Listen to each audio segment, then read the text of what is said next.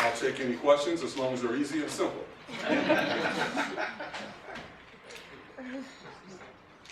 Yes. Similar, I'm a teacher in the district. Uh-huh. Your position on Senate Bill 5 and in regards to... As a teacher, I'll tell you I'm definitely against it. Pardon? As a teacher, I would definitely tell you I'm against it. No, I think that it, on its surface, has some merit, but in all its details, actually, it's wrong. It's gone way over the board. Way over the board. I come from a union family, and I'm in management, so I look at things on both sides of the issue. So, my answer is, it's wrong. Yes? A couple of things. One thing, I do remember you from years and years ago. Was it good? Yeah. Okay, No, what go ahead happened then. was I had a concern about my daughter, Uh-huh. an educational concern, and I believe that you were part of a organization Right. that helped parents out. Yes, and- caring communities, organized Yes, for education. caring communities. And so I just wanted to verify that. I remember you from that. But Mhm. the question I had for you was similar to the first candidate. What do you think or know the biggest concern is for children or teens in our community that they're having today regarding school or their surroundings? Well, it really never changes. You're dealing with a couple factors with kids. You're looking at their physical growth, intellectual growth, emotional growth, and spiritual growth. And how do they interact within the school system? And how are their issues met by the adults, and how they interact with adults and other children. So with intellectual, with a black child, sometimes it's a question of how do they compete, and whether or not they should compete, and in what arena should they compete. With more specificity, it's going to be the challenges of getting their education, dealing with teachers, and dealing with the peer groups. Access to the internet, access to drugs and alcohol. How do I grow? How do I find my place in this planet? So it never really changes. Those issues are almost eternal. Does that answer your question? Yeah, that was, yeah. Whatever you felt their concerns were, or whatever you know their concerns to be, was what I was interested in. So That's there's no basically- right or wrong answer. No, I just want to know if it was That's good enough for interesting. you. Yeah, sure. Okay.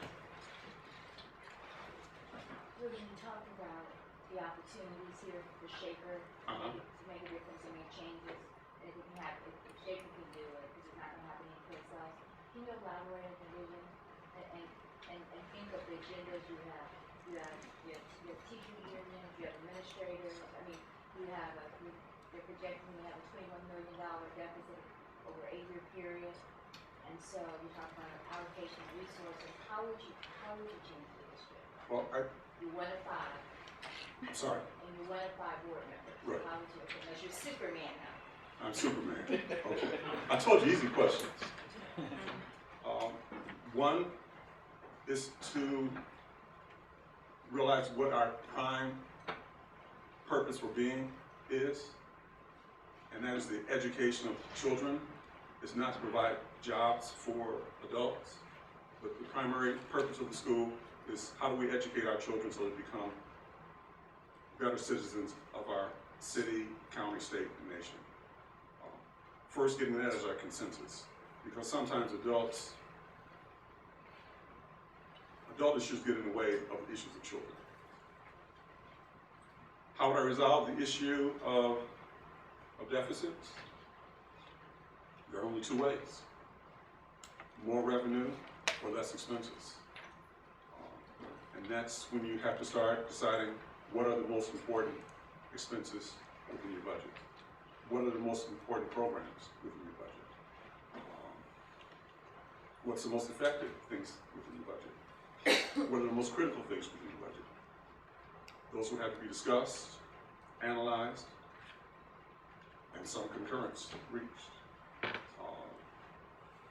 One thing I'd like to throw on the table down the road, whether I'm elected or not elected, is the concept, and it's just one small item, of performance audits to see what is actually working. It's a concept used by the GAO to look at programs, entities, to see what segments or parts are effective, what are not effective, what can be revised, changed, or eliminated.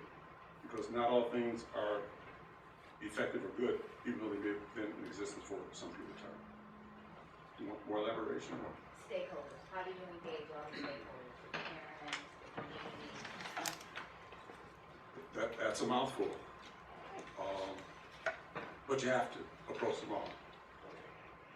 I think one important item is to start talking to constituents before they become direct users of the school system. When folks move into the community, having 1-year-olds, 2-year-olds, 3-year-olds, that's when our communications should start, not once they reach the school door. We need to let people know what is needed, how it's needed, and when it's needed to successfully matriculate within the school system.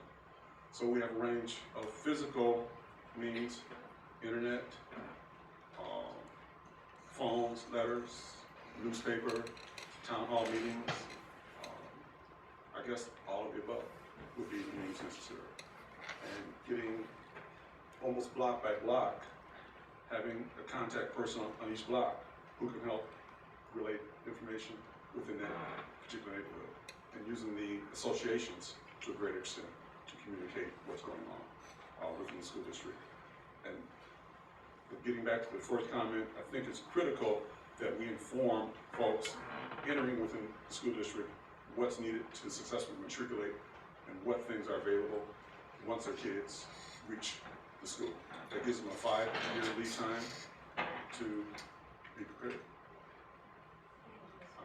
I think that's, I'm sorry, but that's all the questions for now. We have to move on.